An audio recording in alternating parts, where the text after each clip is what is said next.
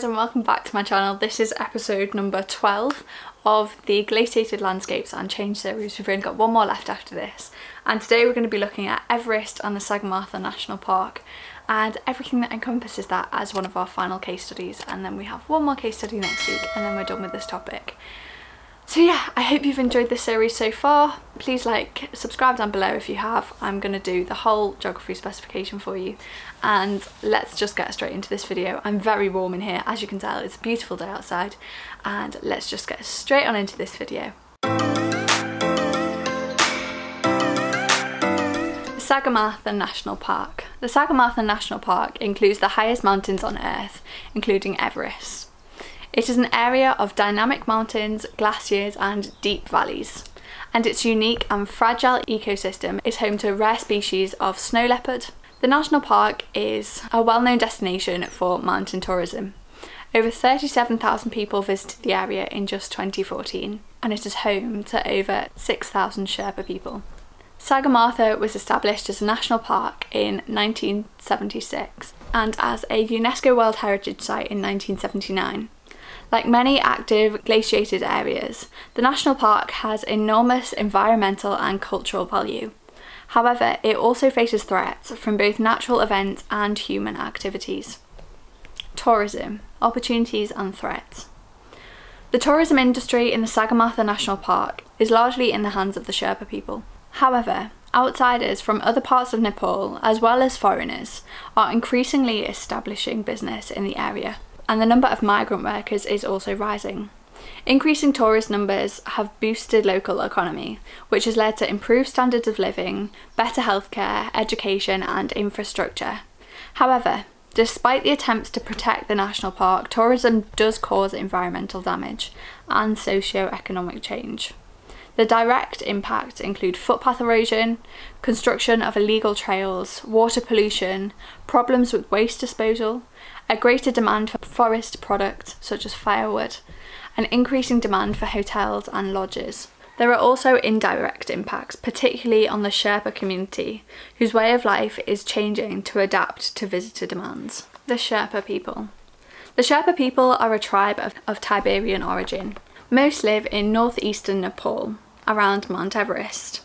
In the Tibetan language, their names mean Eastern people, from Shah, East, and Pa, people. 93% of Sherpas are Buddhist.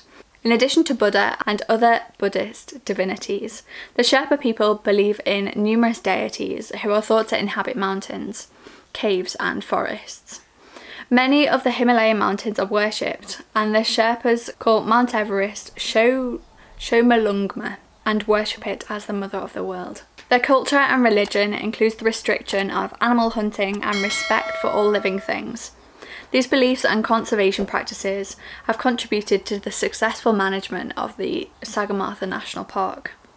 Traditionally, Sherpa economic activities are based on farming and trade.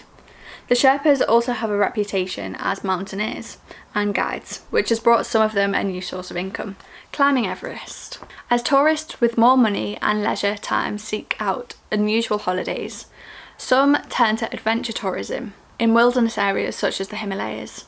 Commercial companies guide these people, and the chances of a successful summit have now increased due to improvements in equipment and the number and standard of mountain guides. Improved weather forecasting also enables group leaders to select weather windows, which gives them the best opportunity to successfully and safely take their clients to the summit. Over 6,000 people have now reached the summit of Everest. About 90% of these were guided clients, many with limited climbing skills, but willing to pay thousands of pounds. Two main routes up Everest are dangerously crowded during peak climbing season and are badly polluted with piles of rubbish, abandoned equipment and human waste. New rules mean that all waste is now removed from Everest Base Camp, but camps at higher altitudes remain seriously polluted. The increasing number of climbers on Everest are increasing problems, and some mountaineers are now calling for tighter controls, including limiting the number of permits given to climbers each year, restricting group sizes to reduce dangerous traffic jams, particularly on the Hillary Step on the southern ascent from Nepal, and insisting that all guides are properly qualified and experienced. Climate change and shrinking glaciers. Although Nepal generates a negligible amount of greenhouse gas emissions itself, it's particularly vulnerable to the impact of climate change, and there is growing evidence that glaciers in the Himalayas are retreating as a result. In 2013, researchers at the University of Milan found that some glaciers around Mount Everest had shrunk by 13% in the last 50 years, with the snowline 180 metres higher than it was 50 years ago. Using satellite and topographical images, they suggested that glaciers are disappearing faster each year, with some smaller glaciers now only half the size they were in the 1960s. A reduction in the size of the Himalayan glaciers have dire consequences for farming and hydropower generation downstream. Glacial retreat can also lead to the creation and formation of lakes dammed by glacial debris. Avalanches and earthquakes can then breach these natural dams, causing catastrophic floods. Glacial outburst floods. When glaciers melt, glacial mass balances are disrupted, which in turn disrupts the hydrological cycle, and in the long term will lead to reduced water supply for downstream communities. The formation and growth of glacial lakes is closely related to deglaciation. Lakes blocked by moraines are often found close to the snout of valley glaciers. These lakes increase in size if glaciers melt, and the moraine wall may collapse, causing a glacial lake outburst flood.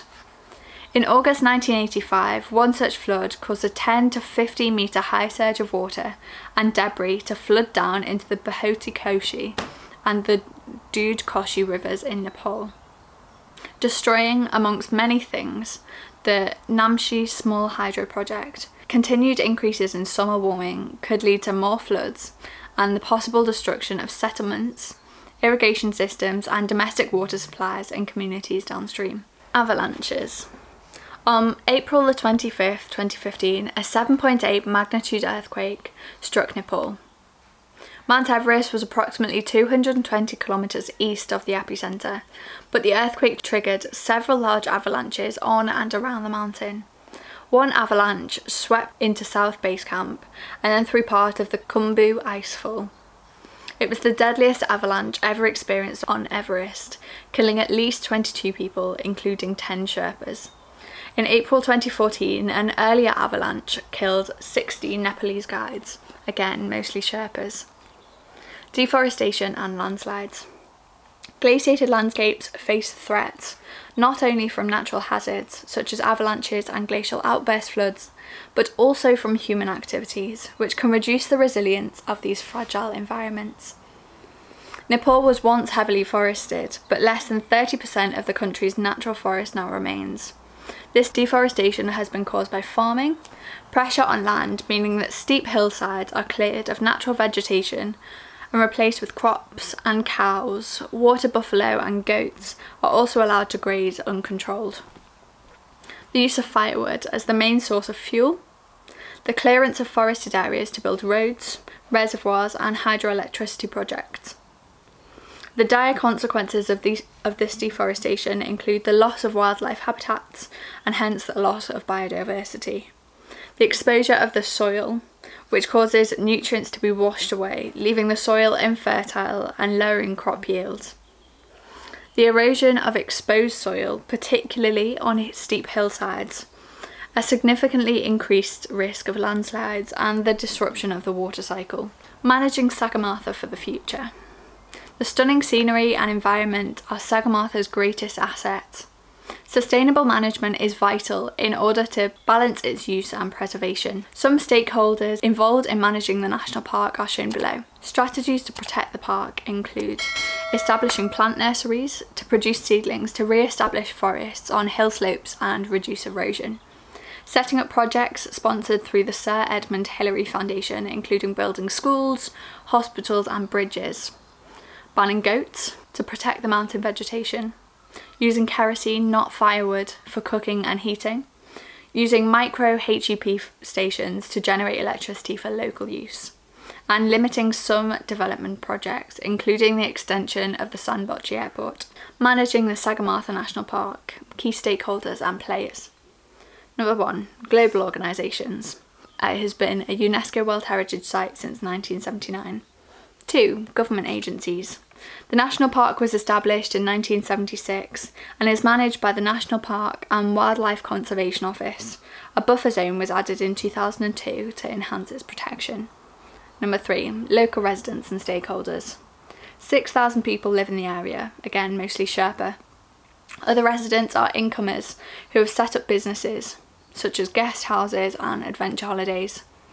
And a park advisory committee with local leaders, village elders, head lamas, which are Buddhist spiritual leaders, and park authority representatives have been established, and then 4 NGOs. SAGARMATHA Pollution Control Committee is a community-based NGO involved in pollution control and rubbish disposal. Anyway, that is the end of this video. I hope you learned something, I hope you got something from this. This is the second to last video of this chunk of this topic, I guess. The next one will be uploaded next Monday at 4:30 p.m. and then we're going to be moving on to globalisation. So yeah, that might interest a few more of you because I appreciate this is one of the optional things. But if you did enjoy this, please do give this a like, subscribe down below, and I will see you next Monday. Bye guys.